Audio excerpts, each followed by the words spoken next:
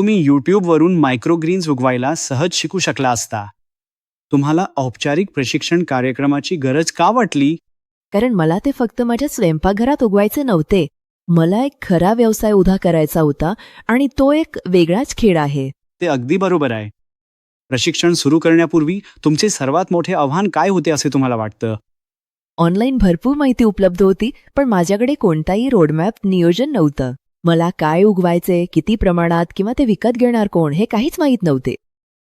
म्हणजेच छंदातून नफा मिळवण्यासाठी लागणारी रचना तुमच्याकडे नव्हती असे वाटतंय.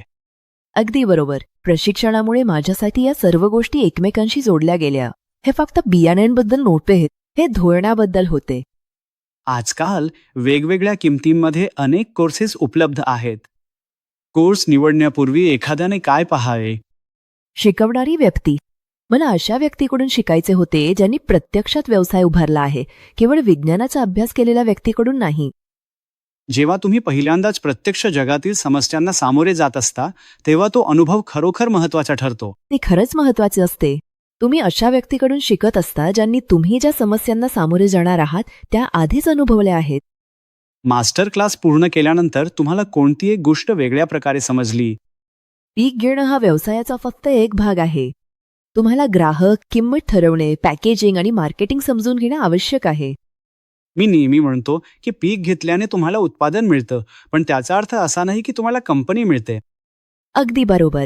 ग्राहक तुम्हाला व्यवसाय मिळवून देतात. काही लागवड करण्यापूर्वी तुम्हाला हे माहीत असले पाहिजे की तुम्ही प्रत्यक्षात काय विकू शकता. आणि ट्रेनिंग संपल्यावर काय झाले? मला असे वाटले का की तुम्ही एकटे पडणार? तेव्हाच मार्गदर्शनाचं महत्त्व अधिक वाढलं. जेव्हा मी अंमलबजावणी करायला सुरुवात केली तेव्हा माझ्यासमोर प्रत्यक्ष प्रश्न होते आणि चुका टाळण्यासाठी मला मार्गदर्शनाची गरज होती.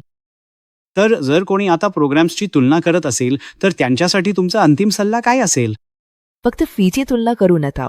कोण शिकवत आहे, बिझनेस सिस्टीम काय आहे आणि त्यानंतर तुम्हाला सपोर्ट मिळेल का हे विचारा. हेच आमचे तत्वज्ञान आहे. फक्त मायक्रोग्रीन्स पिकवायला शिकू नका. बियाण्यापासून विक्रीपर्यंत एक शाश्वत व्यवसाय कसा उभा करायचा हे शिका.